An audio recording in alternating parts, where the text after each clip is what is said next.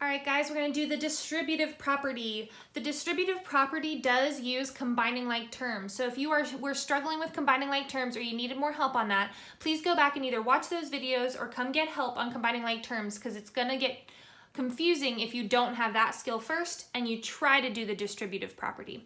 But let's get into the distributive property. So when we have the distributive property, what we're doing is we're distributing this 5, or passing out this 5 to the numbers inside the parentheses through multiplication. And the way I do that is by setting up this special distributive property box that I draw. And this is just a way that I like to teach it so that it's really organized. So how we set up this box is we put whatever is on the outside of the parentheses also on the outside of the box, kind of to the side of it. And then I put what's inside of the parentheses on top of the box. So I have a negative 3x and negative 7. Always check this sign, guys, because if it's a minus, that means that's a negative 7. I don't want you to drop your sign because you'll get the wrong answer.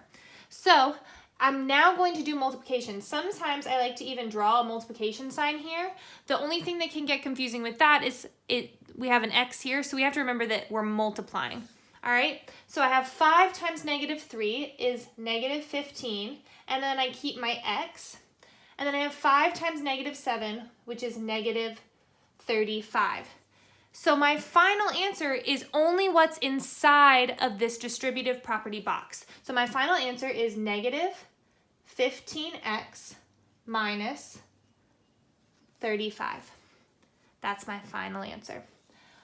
In the next video, guys, I'm going to show you combining like terms and distributive property, how they work together in a bit of a longer problem. So if you need that, please go to that video and keep practicing distributive property. Look at your notes for help.